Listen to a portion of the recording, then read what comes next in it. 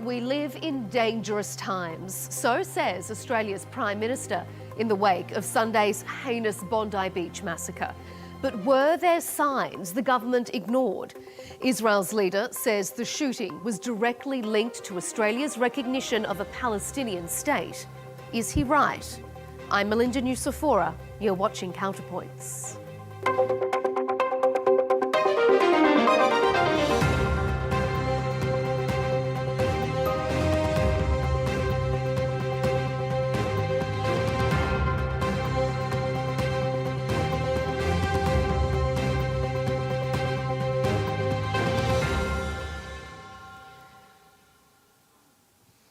It was the deadliest attack against the Jewish community since October 7 and the deadliest shooting incident in Australia for almost 30 years.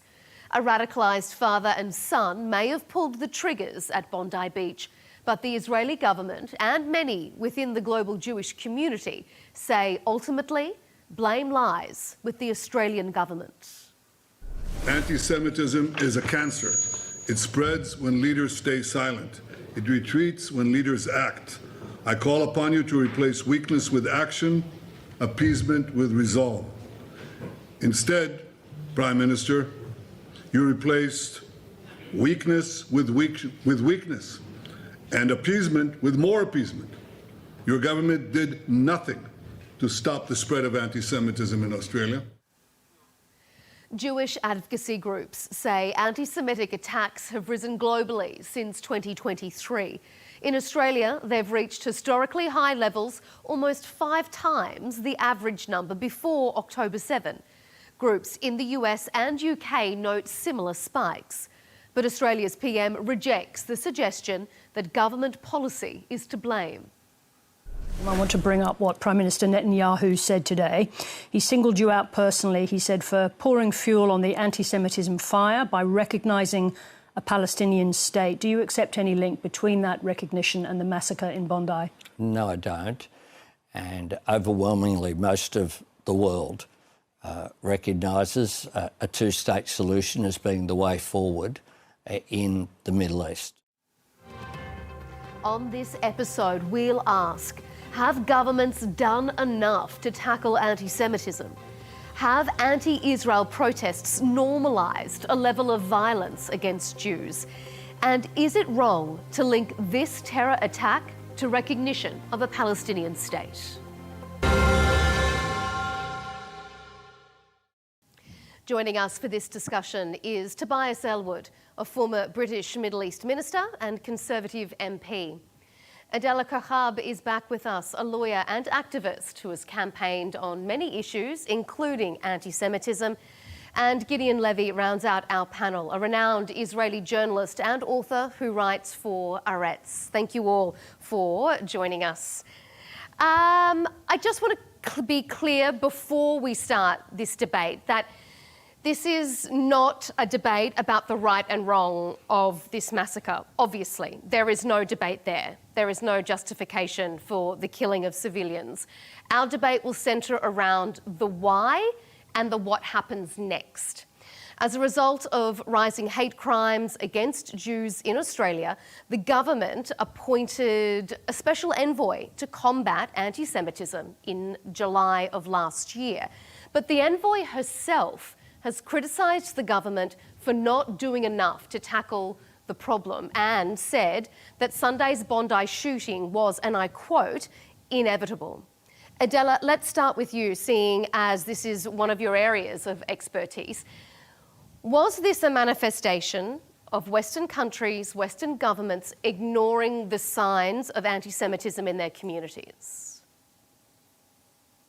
Absolutely. I mean, less than 2 years ago, we had people in Australia chanting, send the Jews to the gas chambers and gas the Jews. And now when there is a terror attack against Jewish people openly practicing their Judaism, we're supposed to act surprised. This isn't surprising. It's not surprising. It's something that's been a long time coming. When you condone chants of globalizing Intifada, this is the globalization. And it's manifesting in the Jew hatred that we heard being taken into action. Gideon, what's your reading on maybe the impetus behind this crime? You cannot disconnect it with Israel's policy in Gaza, with Israel's behavior in Gaza. There is anti-Semitism, it should be fought, but in the last 2 years, Israel had fueled it with so many horrible excuses. And the identification of the Jewish communities all over the world with Israel just fueled it even more. Once you identify yourself with Israel and with its government and with the genocide in Gaza, then it fuels hatred toward Israel, toward Jews. We cannot ignore it. The anti-Semitism didn't raise its head in such a barbaric way in other years when Israel had a more peaceful policy or less brutal policy. But the 2 years in Gaza have a price, and we can't ignore the context. And by this, obviously, I don't justify anything, but I say there is a context, and we should better touch the context rather than look for all kind of means to fight anti-Semitism. We are absolutely going to come to that context as we move on as well. But Tobias, let me bring you in here. What's your reading? Is this government's not doing enough to tackle anti-Semitism, or do you agree with what Gideon is saying? I really respected Gideon's view. I'm not close to what's going on in Australia. I've been affected by terrorism myself, not something I talk about a lot. I lost my brother in the Bali bombing in 2001 and became very close to many Australians because they were affected by that terrorist attack as well. My reflections back on that and comparing it with today is the difference between hatred, which you do get, and that's very sad in its own right, it needs to be tackled. We see that here in the streets of London as well, over what's going on in the Middle East with Gaza and Israel. But then there's the indoctrination that somehow you will get a free pass to paradise, that somehow because you are radicalized in this way, that you'll be rewarded for killing people in heaven.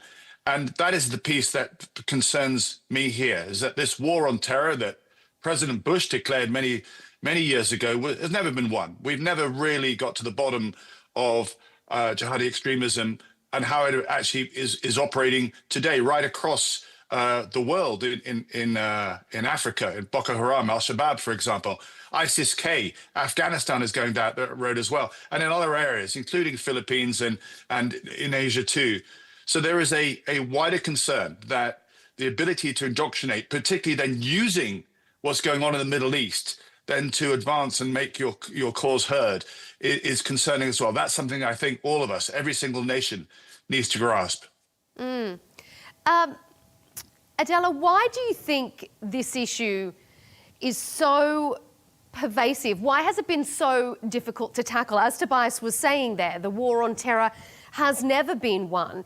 Is it this very difficult balance between civic rights, political correctness? Is it just that governments don't know how to tackle this kind of extremism on all sides of the religious spectrum?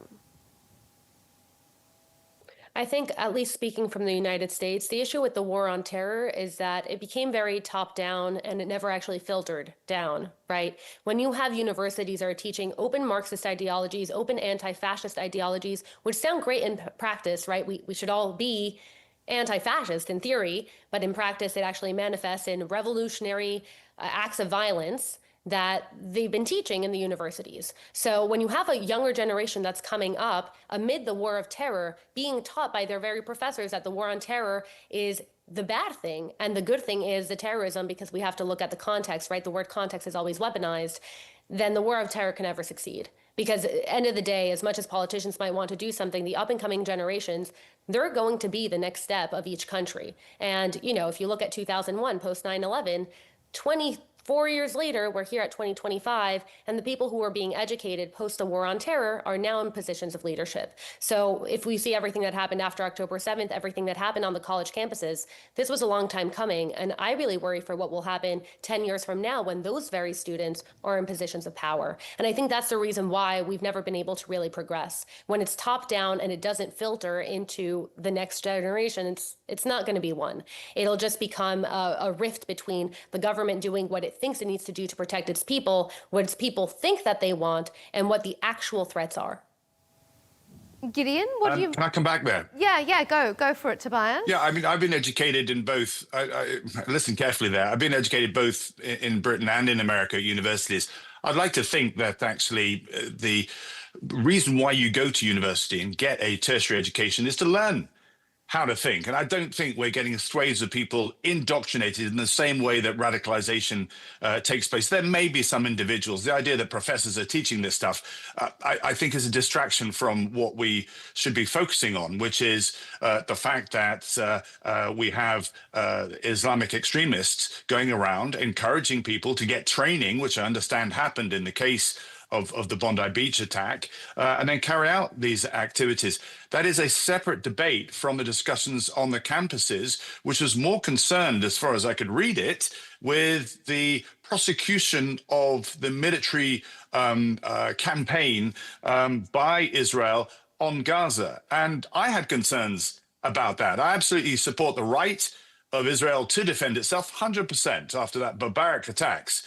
But as a military man myself, I don't believe that the way they've gone about it has actually led to any political advance. This was all actually about destruction and destroying rather than rebuilding. And I'm allowed to express that without demonstrating any hatred whatsoever, nor to be labeled somehow anti-Israeli, which I'm not. If anything, I'm probably anti-Netanyahu because I disagree with what he's absolutely done.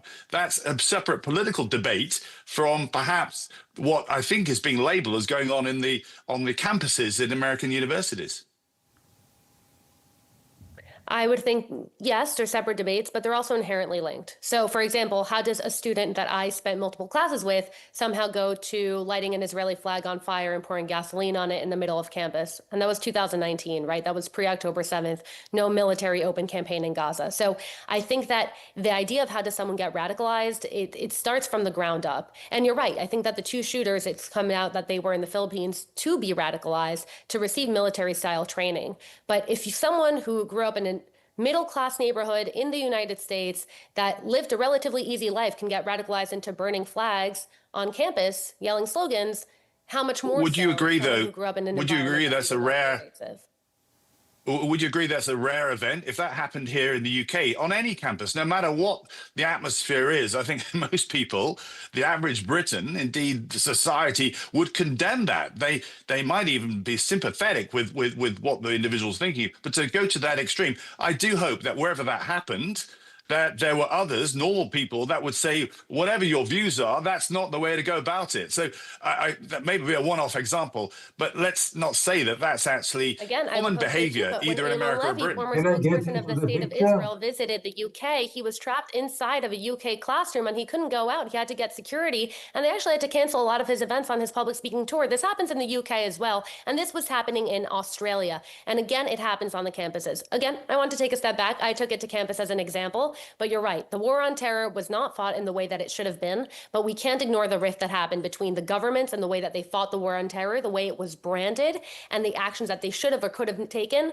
and the way that right now it's being perceived by the upcoming generation that's upset about a myriad of things, including economic instability, inability to purchase homes, and disenfranchisement, now being led into radicalized paths. But of course, Australia is different. These were not college students. Again, I used that as an example to illuminate. Gideon, you wanted to jump in there? Yeah, I think the biggest incitement are the photos, the reality in Gaza. You don't need much more to incite people when you see what Israel is doing in Gaza. That's the real incitement. Now, people take it to horrible places, obviously, to violent places which shouldn't be taken to, but the basic incitement is just watch what Israel is doing in Gaza, need no more. If 1,000 babies are being killed within 2 years, babies of less than 1 year, nobody can remain indifferent. Everyone should become critical about it. Everyone's blood should boil over it. Sure. How can someone be indifferent to those sins? 20,000 children, 1,000 babies. Who can tolerate it? Who can just remain indifferent to this? And then are coming the radicals and the real violent groups and translate it into those terror acts.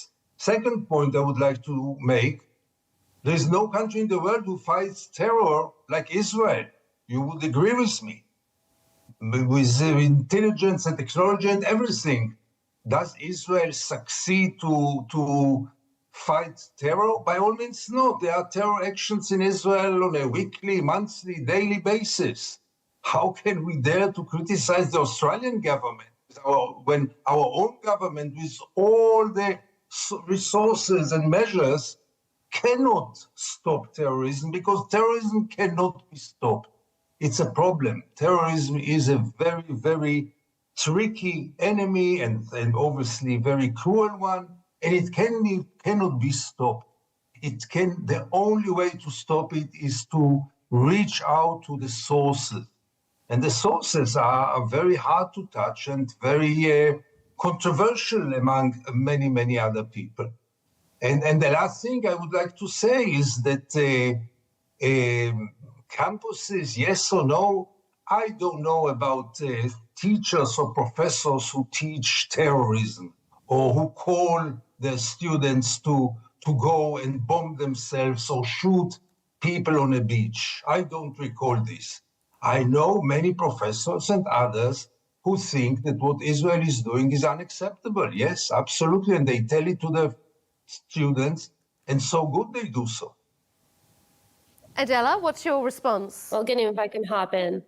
Yeah, I think that for the first point, as much as I understand the sentiment that Israel's actions in Gaza are radicalizing people, or at least it's manifesting in that way, if you saw the news earlier today, there was a plot against a Christmas market in Germany that was foiled today. And that had nothing to do with Israel or Germany's actions in Israel or Zionism. That's just pure terrorism. And the issue is that when there's terrorist attacks against Jews, we see Israel as somewhat of a justification as to why it happened in this way.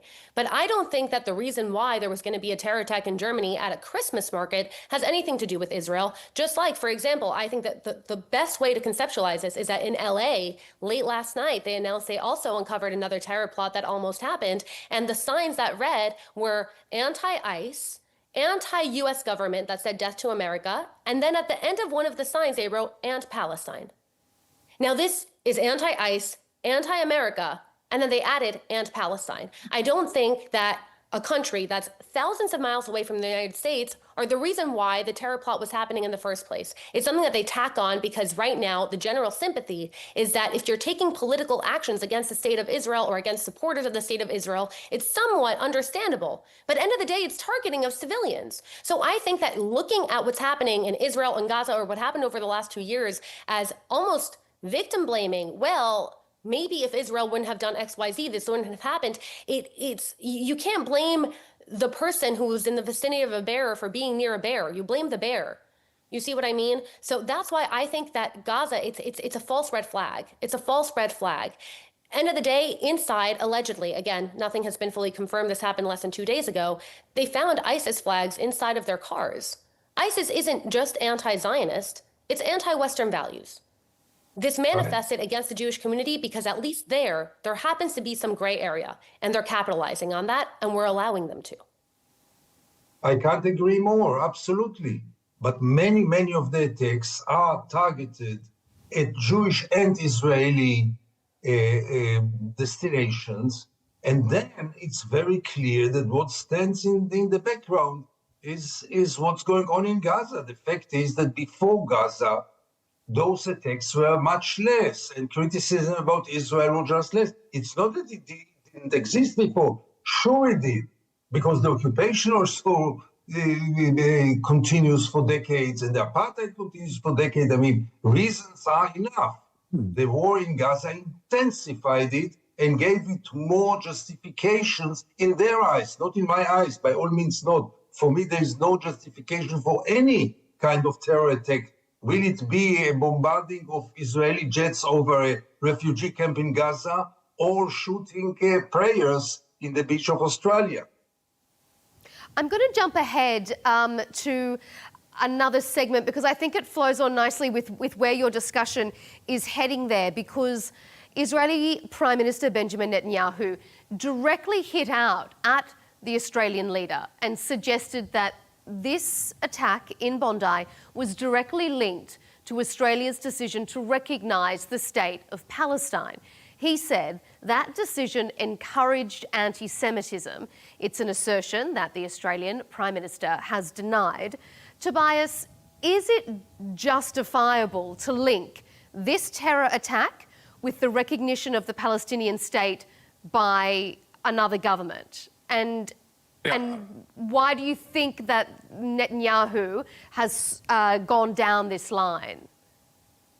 I'm very sorry that the Prime Minister chose to make those comments so soon after the event, when we're still focusing firstly on the survivors and the bereaved are dealing with the aftermath, and we're picking up evidence and understanding the bigger picture.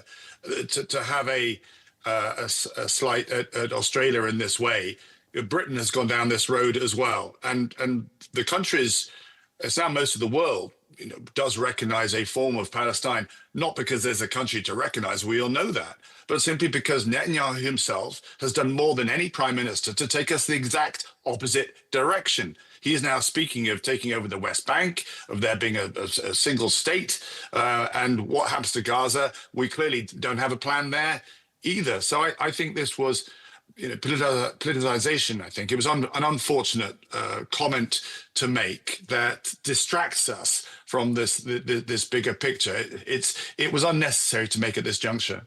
Do you think, though, that there is a justification to his argument? No, I'd say not at all, and quite the opposite. The fact that by Australia saying this and perhaps supporting the cause of the Palestinians, whose plight for a two-state solution seems to be diminishing simply because of the illegal settlements for one thing in the West Bank, and indeed what's going on in Gaza as another.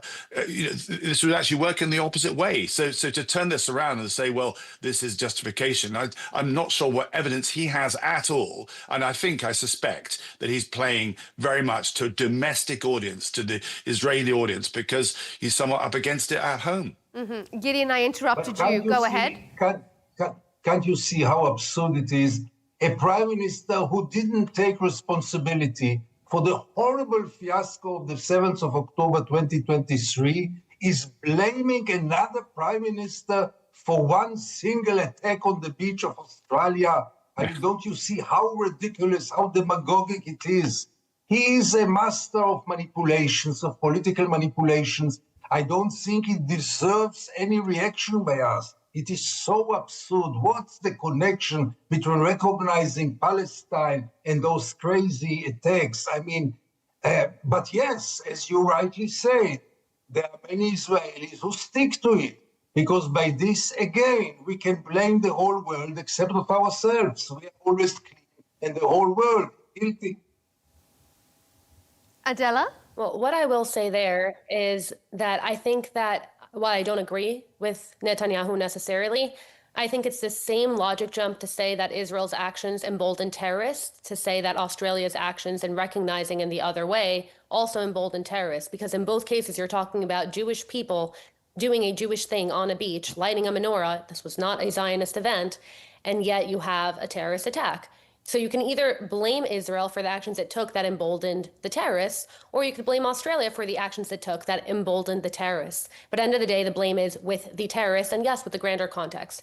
So I as much as, again, I don't necessarily agree. I think that when we talk about a Palestinian state, there has to be a lot of nuance, because you have people who are pro two-state solution, who understand that the Palestinian people deserve a home, and until they get it, they will not stop. But then there's the people that take it further, and these are the extremist voices that we're hearing on the right and on the left that say, from the river to the sea, there is only one solution, intifada revolution. And then the next step from that, from globalizing the intifada within the borders of Israel and overtaking Israel and turning it into a singular state of Palestine, then it becomes globalizing the intifada on a larger level. At that point, no one can hide behind the idea of what Israel's doing, what Israel has done, and it just becomes a larger globalizing the intifada, like what we were seeing in Germany, and the plots that we're seeing that are uncovered, unfortunately, throughout the world with smaller cells.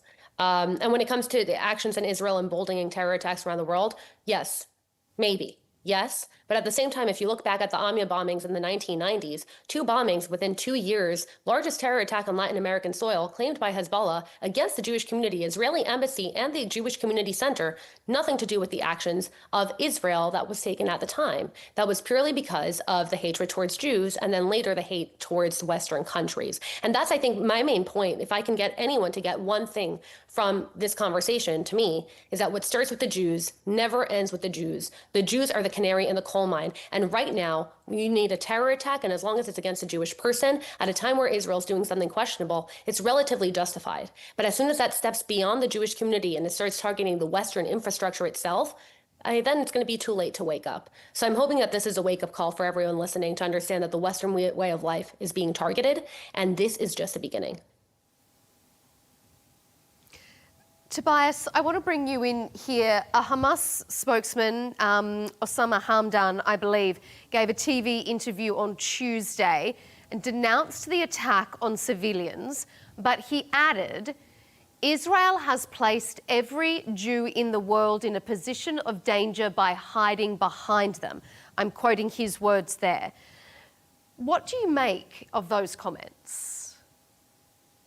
I think it reflects yet again how Hamas is irresponsible and should have no part in the future of any two-state solution, let alone Gaza or indeed the West Bank. And I'm really sorry that more work has not been done to take advantage of the ceasefire to offer an alternative to the people, to the Palestinian people that really are stuck with Hamas, have no ability to move away from Hamas, given the power and grip they have over what's going on there. And so to hear these comments, which are, again, completely irresponsible, I don't think we should dwell on them any further.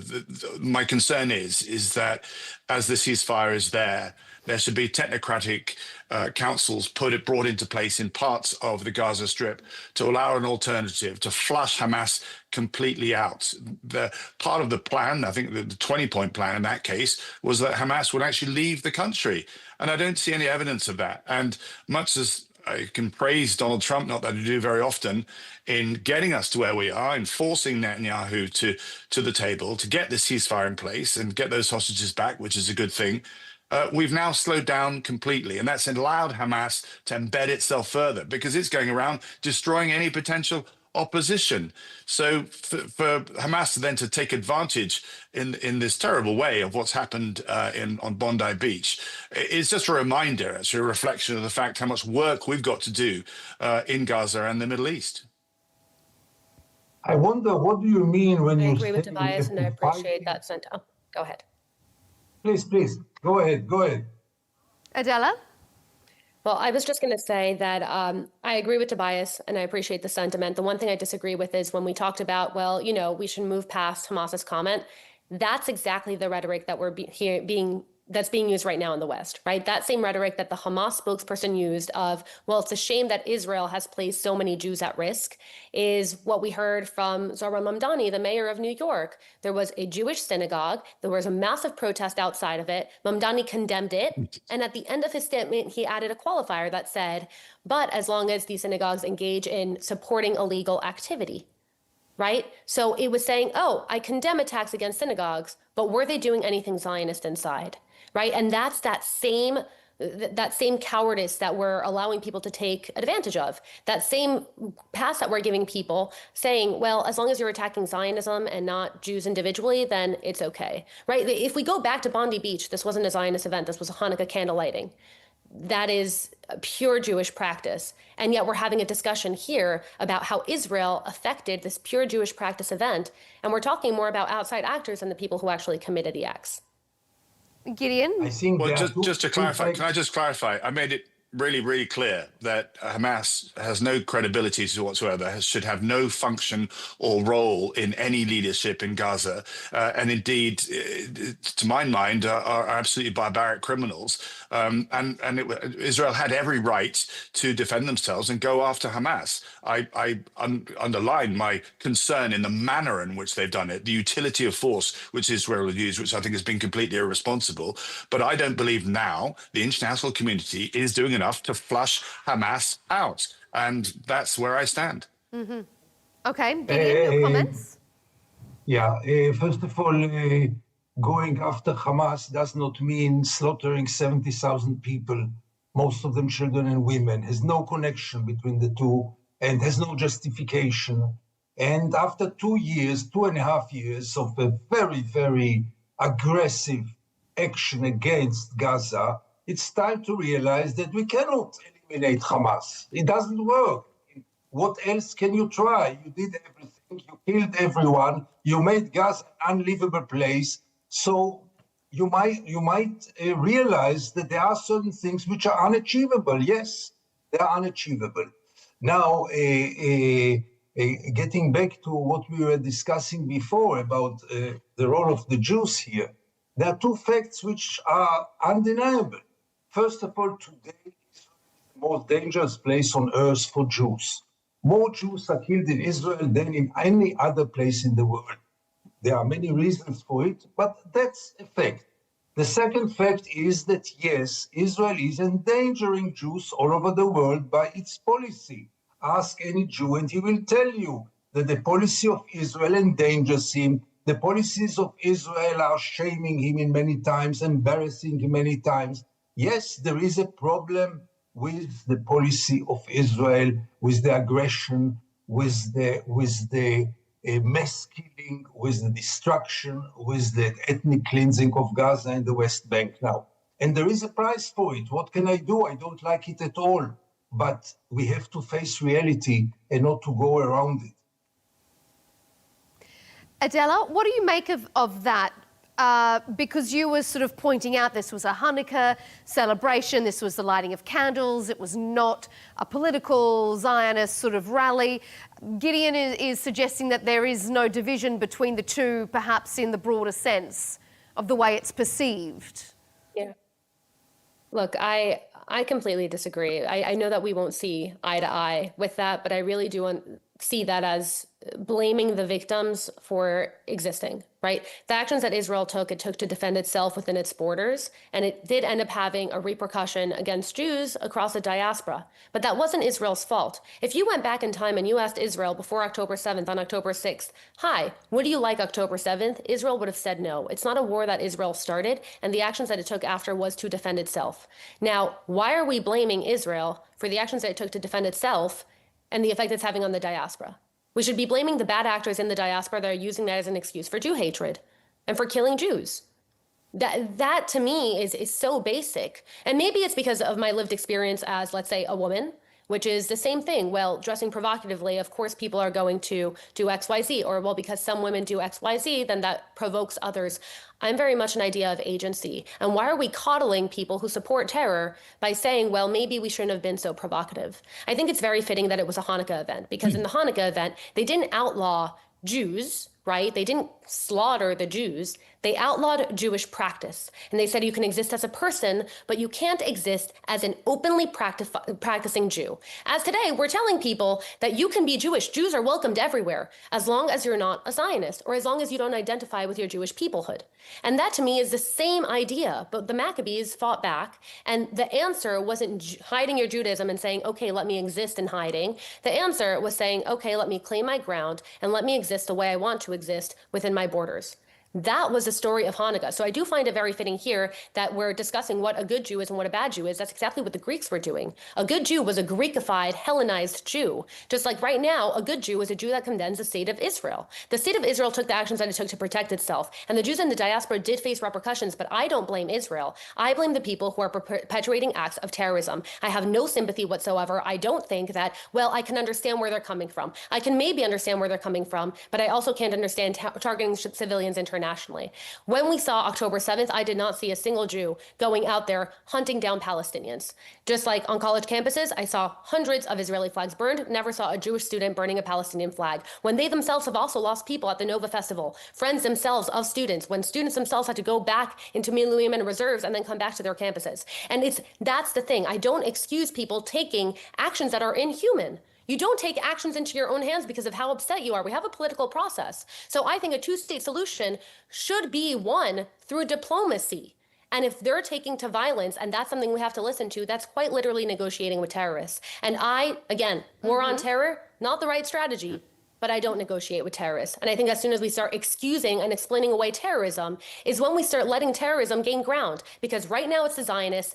Right now on Bondi, it's the Jews who were not doing acts of Zionism. There were no open Israeli flags present. This was a Jewish event. And then after that, it's just going to be Western values, right? It's going to be Germany and a Christmas market. And we're letting it grow because we're explaining it away, blaming on it. Well, what did they do to deserve this? Okay. I think that talking about violence and terror, while tens of thousands of children are in the mud now, in the cold weather in Gaza, with all the respect, I'm not sure that pro-Israelis or Israel has the right to condemn any kind of violence right now when Israel's policy is creating so much misery to so many people in Gaza.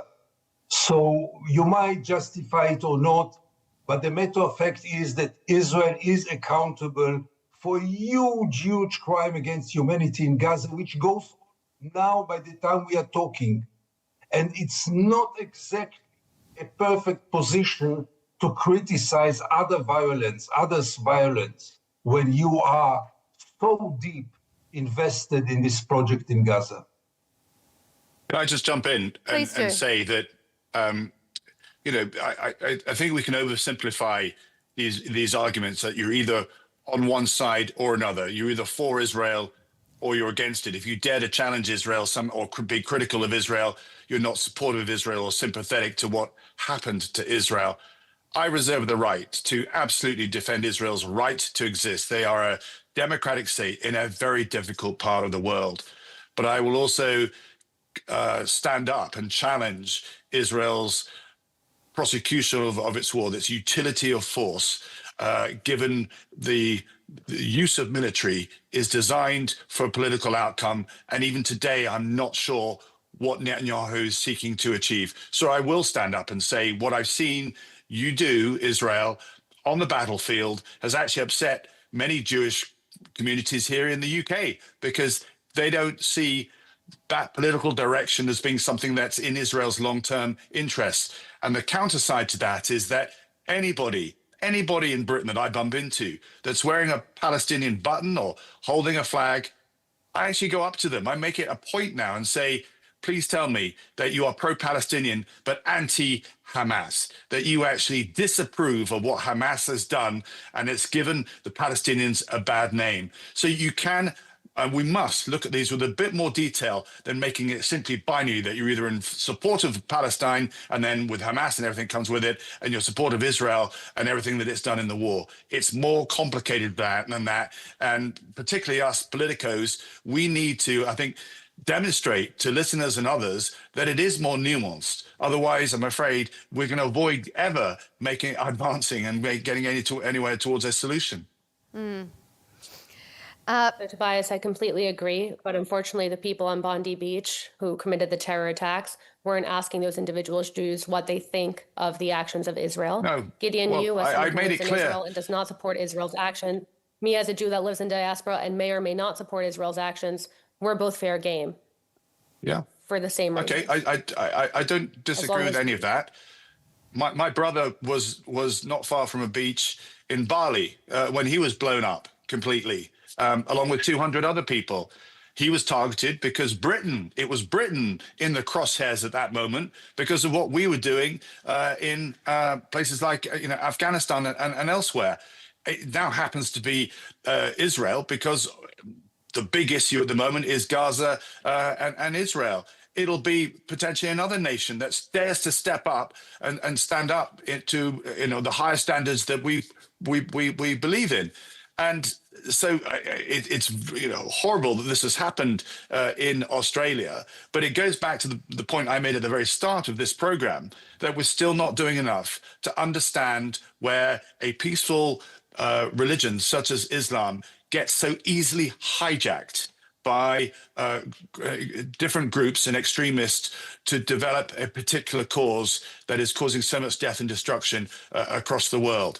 And we need to be working with moderate Islamic countries, but also being more vocal about those that I'm afraid provide money and sources to allow this world to incubate in different parts. And also to stress from a soft power perspective, when Britain and America retracts from engagement in Africa, in Asia, through its programs, then I'm afraid the space is then given in places like Somalia for Al-Shabaab to then to develop, to nurture these people, to train individuals to then conduct these activities. So it's in our interests to be more global about this and have a real strategy, because I'm afraid, George Bush, the war on terror was never won.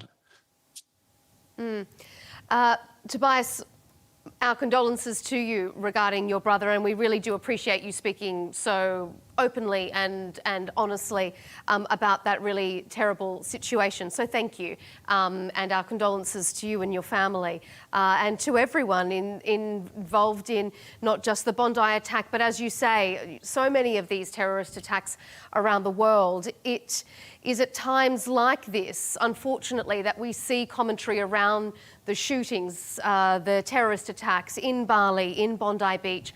As they continue, there is always a clear attempt to politicise the tragedies from one side or the other of any given government, not just in Australia, globally as well.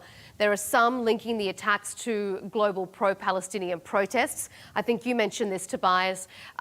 We heard comments from the UK, Britain's Health Secretary, Wes Streeting, saying terms like globalise the intifada, encourage terrorism. But is stopping those protests and stifling free speech online going to change things, especially when you consider that Australian authorities say the attackers were motivated by ISIS? Gideon, is there a link, though, between global protests in support of Palestine and this normalisation of this kind of extremism, whether it's towards the Jewish community or any other community? Have these protests normalised violence and hate speech? I doubt it. I really doubt it. Those protests put Israel in a very uncomfortable place, made Israelis in a very uncomfortable place when they're going abroad. Israelis don't feel comfortable abroad now.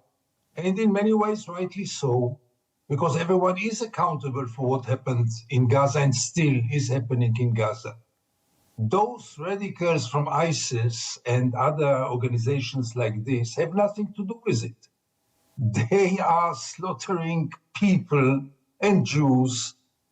They don't need much. But yes, the anti-Israeli atmosphere maybe pushes some of them to go to do something.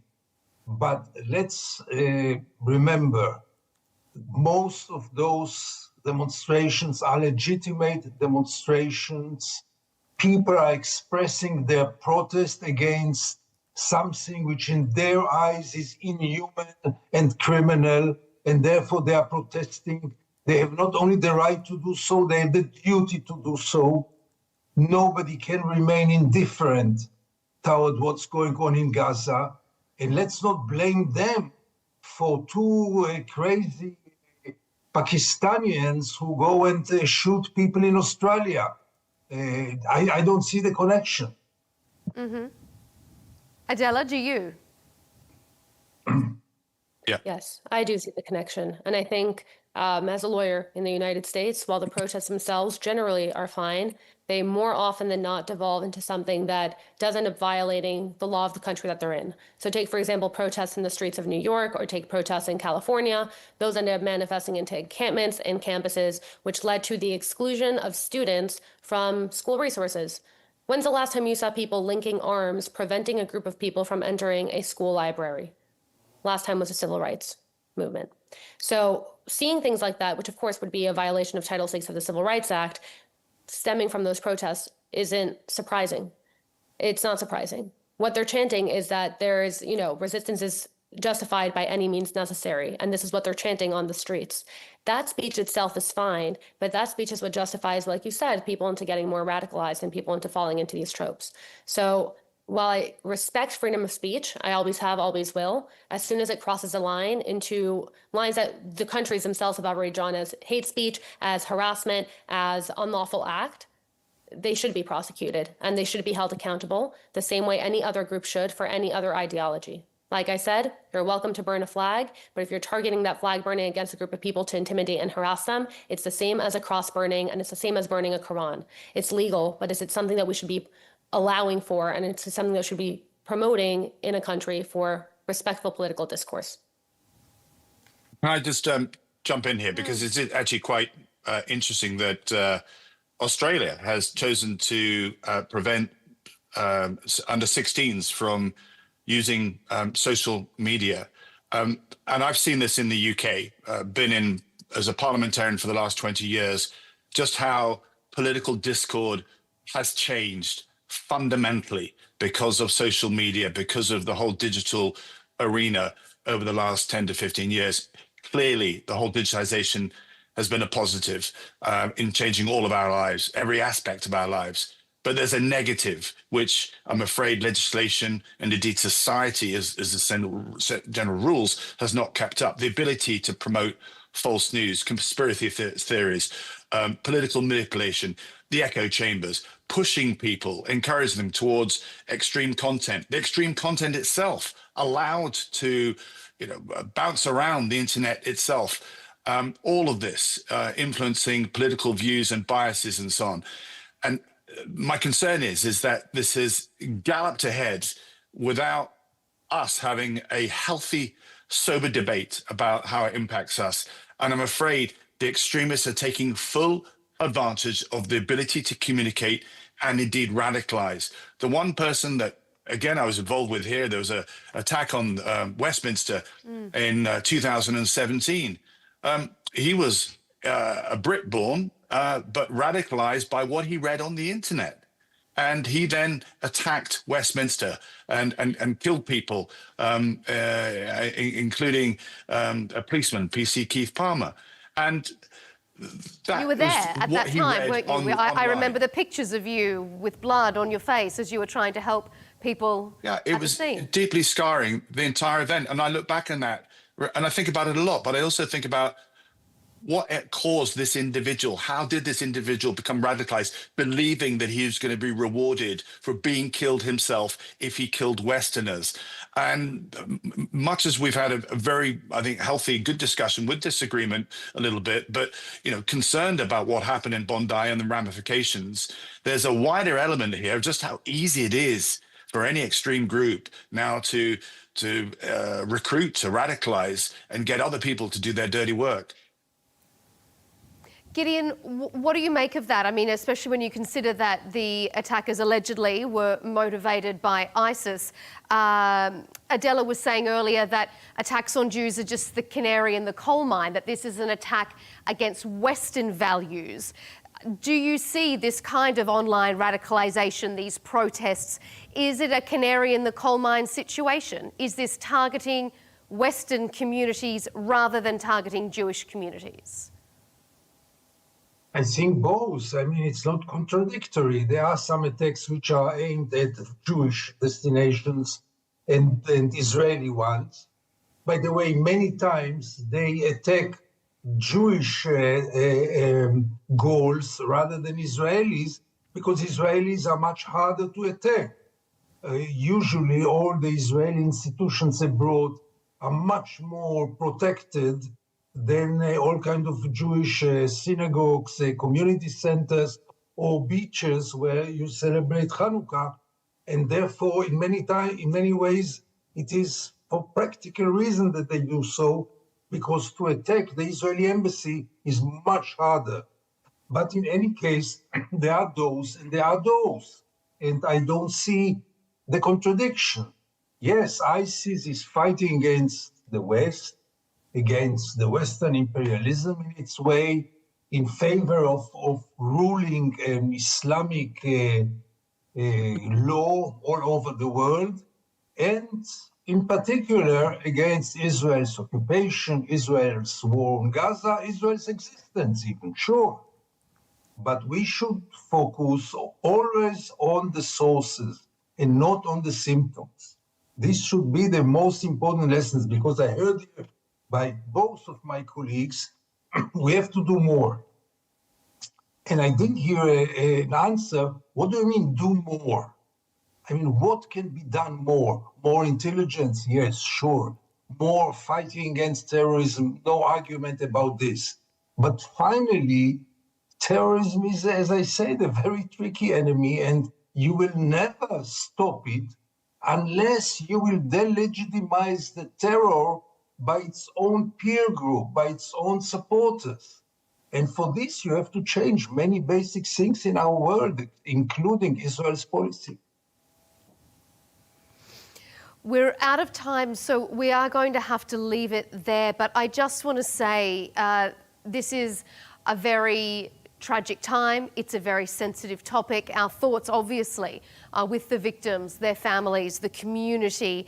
But we also really appreciate all of you agreeing to take part in this important discussion and doing so with such grace, because it is a difficult one, and we've really appreciated all your diverse opinions in what is a very difficult time.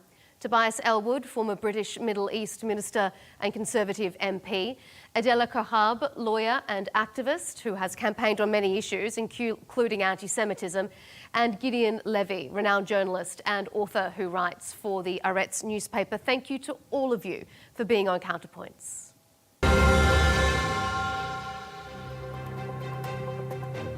And thank you for tuning in to this episode during a very difficult time for the global community. Keep up to date with all of our latest debates and interviews on YouTube at the Al Arabiya English page, and of course follow us on X and TikTok. We'll see you for the next episode.